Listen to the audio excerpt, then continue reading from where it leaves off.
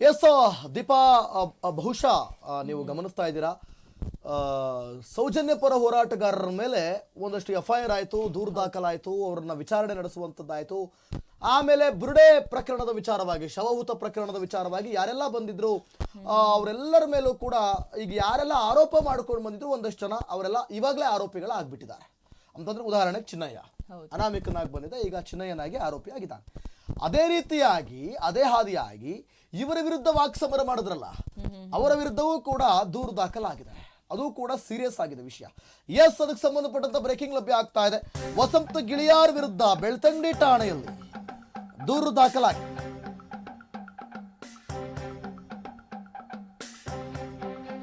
ವಸಂತ ಗಿಳಿಯಾರ್ ವಿರುದ್ಧ ಬೆಳ್ತಂಗಡಿ ಠಾಣೆಯಲ್ಲಿ ದೂರು ದಾಖಲಾಗಿದೆ. ಸಾಮಾಜಿಕ ಹೋರಾಟಗಾರ Vasant Giliyar Karnataka SYRO Malabar Catholic Association ದೂರನ್ನ ಕೊಟ್ಟಿದ್ದಾರೆ. ನೋಡಿ, ಕ್ರೈಸ್ತರ ಬಗ್ಗೆ ಸುಳ್ಳು ಸುದ್ದಿ ಹಬ್ಬಿಸಿದ್ದಾರೆ ಅಂತ ಹೇಳಿ ದೂರನ್ನ ದಾಖಲಿಸಲಾಗಿದೆ. ಗಿಳಿಯಾರ್ ಧರ್ಮ ಸಮುದಾಯಗಳನ್ನ ಎತ್ತಿ ಕಟ್ಟಿದಂತ ಆರೋಪದಡಿ ಈಗ ಬೆಳ್ತಂಗಡಿ ಠಾಣೆಯಲ್ಲಿ FIR ದಾಖಲಾಗಿದೆ. ಧರ್ಮ ಸಂರಕ್ಷಣಾ ಸಭೆಯಲ್ಲಿ ಭಾಷಣ ಮಾಡಿದ್ರು ಗಿಳಿಯಾರ್. ಫ್ರೀಡಂ ಪಾರ್ಕ್ನಲ್ಲಿ ನಡೆದಂತಹ ಧರ್ಮ ಸಂರಕ್ಷಣಾ ಸಭೆಯಲ್ಲಿ ಹೇಳಿಕೆಯನ್ನ ಕೊಟ್ಟಿದ್ರು. ಕ್ರೈಸ್ತರ ಬಗ್ಗೆ ಸುಳ್ಳು ಸುದ್ದಿಯನ್ನ ಹಬ್ಬಿಸಿದ್ರಲ್ಲ, ಆ ಒಂದು ವಿಚಾರಕ್ಕೆ ಸಂಬಂಧಪಟ್ಟಂತೆ ಈಗ ಧರ್ಮಸ್ಥಳದ ಬೆಳ್ತಂಗಡಿ ಠಾಣೆಯಲ್ಲಿ FIR ದಾಖಲಾಗಿದೆ. ಕ್ರೈಸ್ತರ ಬಗ್ಗೆ ಸುಳ್ಳು ಸುದ್ದಿ ಹಬ್ಬಿಸುತ್ತಿದ್ದಾರೆ ಅಂತ ಹೇಳಿ ದೂರು ದಾಖಲಾಗಿದೆ. ಗಿಳಿಯಾರ್ ಧರ್ಮ ಸಮುದಾಯಗಳನ್ನು ಎತ್ತಿಕಟ್ಟಿದಂತಹ ಆರೋಪ. ಧರ್ಮ ಸಂರಕ್ಷಣಾ ಸಭೆಯಲ್ಲಿ ಭಾಷಣ ಮಾಡಿದಂತಹ ಗಿಳಿಯಾರ್ ಫ್ರೀಡಂ ಪಾರ್ಕ್ನಲ್ಲಿ ನಡೆದ ಧರ್ಮ ಸಂರಕ್ಷಣಾ ಸಭೆಯಲ್ಲಿ ಹೇಳಿಕೆಯನ್ನ ಕೊಟ್ಟಿದ್ದಾರೆ. ಈಗ ನಾವು ಹೇಗೆ ದೀಪಾ ಸಮೀರ್ನನ್ನ ಧರ್ಮಗಳ ನಡುವೆ ಯಾಕಪ್ಪ ತಂದಿಡ್ತಿದ್ದೀಯಾ, ಧರ್ಮ ದ್ವೇಷ ಭಾಷಣ ಯಾಕಪ್ಪ ಮಾಡ್ತಾ ನೀನು, ಧರ್ಮ ದ್ವೇಷಿ ಹೇಳಿಕೆಗಳನ್ನ ಯಾಕೆ ಯೂಟ್ಯೂಬ್ ನಲ್ಲಿ ಕೊಡ್ತಾ ಇದೀಯ ಅಂತ ಹೇಗೆ ಸಮೀರ್ ವಿರುದ್ಧ ನಾವು ಪ್ರಚೋದನೆ ಮಾಡ್ತಾ ಇದ್ನಲ್ಲ, ಹೇಗೆ ನಾವು ರೆಬಲ್ ಟಿವಿ ಸಮೀರ್ ವಿರುದ್ಧ ನಾವು ಧ್ವನಿ ಎತ್ತಿದ್ವು, ಅದೇ ರೀತಿಯಾಗಿ ಈ ಗಿಳಿಯಾರ್ ವಿರುದ್ಧ ಕೂಡ ಇವರಾದ್ರೂ ಅಷ್ಟೇ ಬೇರೆ ಧರ್ಮಗಳನ್ನ ನಾವು ಗೌರವಿಸಬೇಕು. ಬೇರೆ ಧರ್ಮಗಳಿಗೆ ಚ್ಯುತಿ ತರುವಂತ ಕೆಲಸ ಮಾಡಬಾರ್ದು, ಅವರಲ್ಲೂ ಕೂಡ ಎತ್ತಿ ಕಟ್ಟುವಂತ ಕೆಲಸ ಮಾಡಬಾರ್ದು. ಗಿಳಿಯಾರ್ ಕ್ರೈಸ್ತರ ಬಗ್ಗೆ ಏನಾದ್ರೂ ಅವರ ಧಾರ್ಮಿಕ ಭಾವನೆಗೆ ಧಕ್ಕೆ ತರುವಂತ ಕೆಲಸವನ್ನ ಮಾಡಿದ್ರೆ ಈ ವ್ಯಕ್ತಿಯನ್ನು ಕೂಡ ಅರೆಸ್ಟ್ ಮಾಡಿ. ಯಾಕೆ ಸಮೀರ್ನನ್ನ ಮಾತ್ರ ಅಲ್ಲ, ಸಮೀರ್ ನಮ್ಮ ಧರ್ಮದ ವಿಚಾರಕ್ಕೆ ಬಂದ್ರೆ ನಾವು ಬಿಡಲ್ಲ, ಅದೇ ಹಾದಿಯಾಗಿ ನಮ್ಮ ಧರ್ಮದವರು ಬೇರೆ ಧರ್ಮದವರು ವಿಚಾರಕ್ಕೆ ಹೋದ್ರು ಅವರು ಬಿಡಲ್ಲ. ನ್ಯಾಯ ಎಲ್ರಿಗೂ ಒಂದೇ, ಕಾನೂನು ಎಲ್ರಿಗೂ ಒಂದೇ, ಎಲ್ಲ ಅವರವರ ಧರ್ಮ ಅವರವರಿಗೆ ಮೇಲಲ್ವೇ. ನಮ್ಮ ಧರ್ಮವನ್ನು ನಾವು ಪ್ರೀತಿಸುತ್ತೇವೆ, ಅವರ ಧರ್ಮವನ್ನು ನಾವು ಗೌರವಿಸುತ್ತೇವೆ. ಹಾಗಿರುವಾಗ ವಸಂತ ಗಿಳಿಯಾರ್, ನೀವು ಎಷ್ಟರ ಮಟ್ಟಿಗೆ ಸರಿ ಇಷ್ಟೆಲ್ಲ ಮಾತನಾಡುತ್ತಿರೋ ನೀವು ಇವರುಗಳ ಬಗ್ಗೆ, ಇವರೆಲ್ಲ ಹಿಂದೆ ದೊಡ್ಡ ಷಡ್ಯಂತ್ರ ನಡೀತಾ ಇದೆ, ಇವರೆಲ್ಲ ಕಳ್ಳರು, ಇವರೆಲ್ಲ ನೀಚರು, ಇವರು ಹಂಗ ಮಾಡ್ತಿದ್ದಾರೆ ಹಿಂಗ್ ಮಾಡ್ತಿದ್ದಾರೆ ಅಂತ ಹೇಳೋ ನೀವು ಬೇರೆ ಧರ್ಮದ ಬಗ್ಗೆ ನೀವು ಈ ರೀತಿಯಾಗಿ ಭಾಷಣ ಮಾಡಿ ದೂರನ್ನ ಹಾಕಿಸ್ಕೊಂಡಿದ್ದೀರಿ. ನೀವೆಷ್ಟರ ಮಟ್ಟಿಗೆ ಸರಿ ಅಂತ ಪ್ರಶ್ನೆ ಮಾಡಿಕೊಳ್ಳಿ ಮಾರ್ಯಾರೆ, ಅಲ್ವಾ? ಕರೆಕ್ಟ್ ಅಲ್ವಾ? ನೀವ್ ಹೆಂಗೆ ಇನ್ನೊಬ್ಬರ ಧರ್ಮದ ಬಗ್ಗೆ ನೀವು ಎತ್ತಿ ಕಟ್ತೀರಿ? ಇದು ಕೂಡ ತಪ್ಪಾಗುತ್ತೆ. ಸೊ ಹಾಗಾಗಿ SIT ಈ ಬಗ್ಗೆನೂ ಕೂಡ ಗಮನ ವಹಿಸಿ ಇಂಥವರ ವಿರುದ್ಧವೂ ಕೂಡ ಕಟ್ಟುನಿಟ್ಟಿನ ಕ್ರಮವನ್ನು ತೆಗೆದುಕೊಳ್ಳಿ ಅಂತ ಹೇಳಿ ರೆಬಲ್ ಟಿವಿ ಆಶೆ. ಓಕೆ, ನೆಕ್ಸ್ಟ್ ಮುಂದಿನ ಡೆವಲಪ್ಮೆಂಟ್ ಅಂತ ಗಮನ ಹರಿಸೋಣ, ಏನಾಗ್ತಾ ಇದೆ ಅಂತ ಹೇಳಿ. ಇದು ಆರೋಪಿ ಚಿನ್ನಯ್ಯನಿಗೆ ಮತ್ತೊಮ್ಮೆ ಮೆಡಿಕಲ್ ಟೆಸ್ಟ್. ಇವತ್ತು ಆರೋಪಿ ಚಿನ್ನಯ್ಯನಿಗೆ ಮತ್ತೊಮ್ಮೆ ಮೆಡಿಕಲ್ ಟೆಸ್ಟ್ಗೆ ಒಳಪಡಿಸಲಾಗಿದೆ. ಚಿನ್ನಯ್ಯನನ್ನ ಮೆಡಿಕಲ್ ಟೆಸ್ಟ್ಗೆ ಕರೆದೊಯ್ಯಲಿದ್ದಾರೆ SIT ಅಧಿಕಾರಿಗಳು. ಬೆಳ್ತಂಗಡಿ ತಾಲೂಕು ಆಸ್ಪತ್ರೆಯಲ್ಲಿ ಮೆಡಿಕಲ್ ಟೆಸ್ಟ್ಗೆ ಚಿನ್ನಯ್ಯನನ್ನ ಒಳಪಡಿಸಲಾಗುತ್ತೆ. ಹಾಗೆ SIT ಕಸ್ಟಡಿಯಲ್ಲಿದ್ದಾರೆ ಆರೋಪಿ ಮಾಸ್ಕ್ ಮ್ಯಾನ್ ಚೆನ್ನ. ಇವತ್ತು ಆತನನ್ನ ಮೆಡಿಕಲ್ ಟೆಸ್ಟ್ಗೆ ಒಳಪಡಿಸಲಾಗುತ್ತೆ. ಚಿನ್ನಯ್ಯನಿಗೆ ಡ್ರಿಲ್ ಮೇಲೆ ಡ್ರಿಲ್ ಅನ್ನು ನಡೆಸ್ತಿದ್ದಾರೆ SIT ಅಧಿಕಾರಿಗಳು. ಮೇಲಿಂದ ಮೇಲೆ ಪ್ರಶ್ನೆಗಳನ್ನ ಆತನ ಮುಂದಿಡ್ತಿದ್ದಾರೆ. ಆತ ಕೂಡ ಕೆಲವೊಂದಿಷ್ಟು ಹೇಳಿಕೆಗಳನ್ನ ಕೊಡ್ತಿದ್ದಾರೆ. ಯಾರೆಲ್ಲ ಆರೋಪಿಗಳಿದ್ದಾರೆ ಅದು ಹೊರಗಡೆ ಬರಬೇಕು. ಯಾರು ಧರ್ಮಸ್ಥಳದ ವಿರುದ್ಧವಾಗಿ ಷಡ್ಯಂತ್ರವನ್ನ ರೂಪಿಸಿದ್ರಲ್ಲ ಅವರು ಯಾರಿದ್ದಾರೆ ಆರೋಪಿಗಳು, ಹಾಗಾಗಿ ಅದನ್ನ ತಿಳಿದುಕೊಳ್ಳೋದಕ್ಕೋಸ್ಕರ ಅಂತೇಳಿ SIT ಅಧಿಕಾರಿಗಳು ಕೂಡ ಆತನನ್ನ ಡ್ರಿಲ್ ಮೇಲೆ ಡ್ರಿಲ್ ನಡೆಸ್ತಾ ಇರುವಂತದ್ದು. ಹಾಗೆ ಇವತ್ತು 3ನೇ ದಿನದ ವಿಚಾರಣೆಗೂ ಕೂಡ ಒಳಪಡಿಸಲಾಗುತ್ತೆ. ಅದಕ್ಕೂ ಮುನ್ನ ಆತನನ್ನ ವಿಚಾರಣೆ ಮೆಡಿಕಲ್ ಟೆಸ್ಟ್ಗೂ ಕೂಡ ಒಳಪಡಿಸಲಾಗುತ್ತೆ.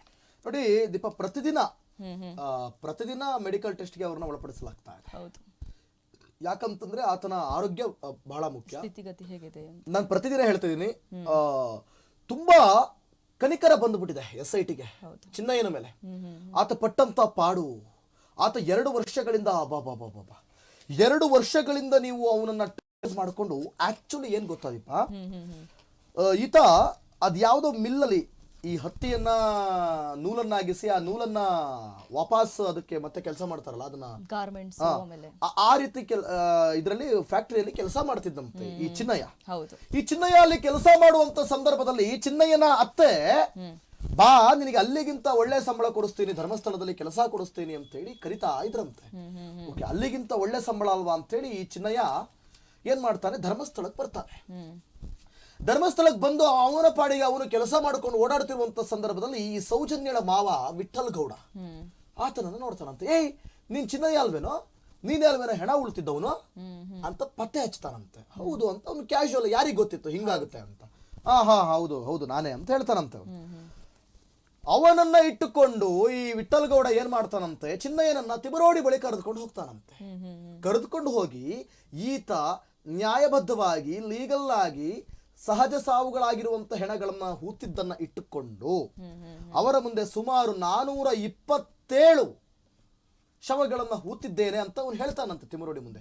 ಏಯ್ ನೀನ್ ಇದನ್ನ ಕೊಲೆ ಮಾಡಿರೋದು, ಅತ್ಯಾಚಾರ ಮಾಡಿರೋದು ಅಂತ ಸುಳ್ಳು ಹೇಳಬೇಕು, ನೀನು ಸುಳ್ಳು ಹೇಳಬೇಕು ಅಂತ ಹೇಳ್ಬಿಟ್ಟು ಅವನನ್ನ ಬಲವಂತ ಮಾಡಿ 2 ವರ್ಷದಿಂದ ಅವನ್ನ ಟ್ರೇಸ್ ಮಾಡಿ ಅವನನ್ನ ಪಕ್ಕ ಪ್ಲಾನ್ ಮಾಡ್ಬೇಕಲ್ಲ ದೀಪ. ಇಲ್ಲ ಅಂತಂದ್ರೆ ಮತ್ತೆ ಅವ್ರು ಸಿಗಾಕೊಂಡ್ಬಿಡ್ತಾರೆ. ಇವ್ರು 2 ವರ್ಷದಿಂದ ಪ್ಲಾನ್ ಮಾಡಿದಂತ ಈ ಷಡ್ಯಂತ್ರದ ಕೋಟೆ 15 ದಿನದಲ್ಲಿ ಮಟಾಶ್ ಡಮಾರ್. ನೀವೇನೇ ಧರ್ಮಕ್ಕೆ ಚ್ಯುತಿ ತರಬೇಕು, ಕ್ಷೇತ್ರಕ್ಕೆ ಚ್ಯುತಿ ತರಬೇಕು ಅಂತ ನೀವು ಸೌಜನ್ಯ ಪ್ರಕರಣವನ್ನ ಜೀವಂತವಾಗಿಡಿಸುವುದಕ್ಕೋಸ್ಕರ ನೀವು ಸುಳ್ಳು ಕಥೆಗಳನ್ನ ಕಟ್ಟಿ ಸೌಜನ್ಯ ಪ್ರಕರಣವನ್ನ ನೀವು ಇವತ್ತು ಜೀವಂತವಾಗಿರಿಸಲಿಲ್ಲ, ಸಂಪೂರ್ಣವಾಗಿ ಮಲಗಿಸ್ಬಿಟ್ಟಿದ್ದೀರಿ. ಆದ್ರೆ ನೀವು ಮಲಗಿಸಿರ್ಬೋದು, ನಾವು ಮಲಗೋಸೋದಕ್ಕೆ ಬಿಡೋದಿಲ್ಲ. Justice for Soujanya. ಎಸ್, ಇದೆಲ್ಲ ಮುಗಿಲಿ. ನಾನು ಪ್ರತಿದಿನ ಹೇಳ್ತಾ ಇದ್ದೀನಿ, ಸೌಜನ್ಯ ವಿಚಾರವಾಗಿ ನಮ್ಮಲ್ಲಿ ಪ್ರತಿ ಬುಲೆಟಿನ್ ಅಲ್ಲೂ ಕೂಡ ಆಕೆಯ ಸುದ್ದಿ ನಾವು ಧ್ವನಿ ಎತ್ತುವಂತ ಕೆಲಸವನ್ನ ನಾವು ಮಾಡ್ತೀವಿ. ಯಾಕಂತಂದ್ರೆ ದೀಪ, ನಾನು ಒಂದು ಪಾಯಿಂಟ್ ಅನ್ನ ಇಲ್ಲಿ ಹೇಳೋದಕ್ಕೆ ಇಷ್ಟಪಡ್ತೀನಿ. ಸರ್ಕಾರ ಯಾಕೆ ಇದರ ಬಗ್ಗೆ ತುಂಬಾ ಅತಿಶಯೋಕ್ತಿಯನ್ನ ತೋರಿಸ್ತಾ ಇಲ್ಲ ಅಂತ ನೋಡಿ. ದರ್ಶನ್ ಪ್ರಕರಣದಲ್ಲಿ ಹೈಕೋರ್ಟ್ ಆತನಿಗೆ ಬೇಲ್ ಕೊಡುತ್ತೆ, ದರ್ಶನ್ಗೆ ಬೇಲ್ ಕೊಡುತ್ತೆ. ಬೇಲ್ ಕೊಟ್ಟ ನಂತರ ಸರ್ಕಾರ ಅದನ್ನ ಬಹಳ ಸೀರಿಯಸ್ ಆಗಿ ಗಂಭೀರವಾಗಿ ಪರಿಗಣಿಸಿ ಸುಪ್ರೀಂ ಕೋರ್ಟ್ಗೆ ಅಪೀಲ್ ಹೋಗಕ್ಕೆ ಹೇಳುತ್ತೆ ಪೊಲೀಸ್ನವರಿಗೆ, ಅಲ್ವಾ? ಸುಪ್ರೀಂ ಕೋರ್ಟ್ಗೆ ಬೇಲ್ ಯಾಕೆ ನೀವು ಆದೇಶ ಮಾಡಿದ್ರಿ, ಬೇಲ್ ರದ್ದು ಅರ್ಜಿಯನ್ನ ಸುಪ್ರೀಂ ಕೋರ್ಟ್ಗೆ ಅಪೀಲ್ ಹೋಗುವಂತೆ ಮಾಡುತ್ತೆ. ಇದೇ ಸರ್ಕಾರ ಇಷ್ಟು ವರ್ಷಗಳಾಗಿದೆ, ಸೌಜನ್ಯ ಪ್ರಕರಣದಲ್ಲಿ ಯಾವುದೇ ಉರುಳಿಲ್ಲ, ಆತ ನಿರಪರಾಧಿ ಅಂತ ಪ್ರೂವ್ ಆಗಿದ್ದಾರೆ. ಯಾರ ಮೇಲೆ ಆರೋಪಗಳು ಕೇಳಿ ಬರ್ತಾ ಇದಾವೋ ಅವರ ಬಳಿ ಸಾಕ್ಷಿಗಳಿವೆ, ಅವರು ಮಾಡಿಲ್ಲ ಅನ್ನೋದಕ್ಕೆ. ಹಾಗಿದ್ದ ಮೇಲೆ ನೀವು ಅಪೀಲ್ ಹೋಗಬಹುದಿತ್ತಲ್ವಾ? ಸರ್ಕಾರ ಇದರ ಬಗ್ಗೆ ಇಂಟ್ರೆಸ್ಟ್ ತೆಗೆದುಕೊಂಡು ನೀವು ಅಪೀಲ್ ಹೋಗ್ಬೋದಿತ್ತಲ್ವಾ? ಅವರ ತಾಯಿಗೆ ಸಜೆಸ್ಟ್ ಮಾಡಬಹುದಿತ್ತಲ್ವಾ? ನೀವು ದರ್ಶನ್ ಪ್ರಕರಣದಲ್ಲಿ ತೋರಿದಂತ ಇಂಟ್ರೆಸ್ಟ್ ಅನ್ನ ಸೌಜನ್ಯ ಪ್ರಕರಣದಲ್ಲಿ ಯಾಕೆ ತೋರ್ಲಿಲ್ಲ? ಇದೇ ನೆಕ್ಸ್ಟ್ ನಮ್ಮ ಕಾನ್ಸೆಪ್ಟ್. ಬಿಡೋದಿಲ್ಲ, ಯಾವುದೇ ಕಾರಣಕ್ಕೂ ಬಿಡಲ್ಲ.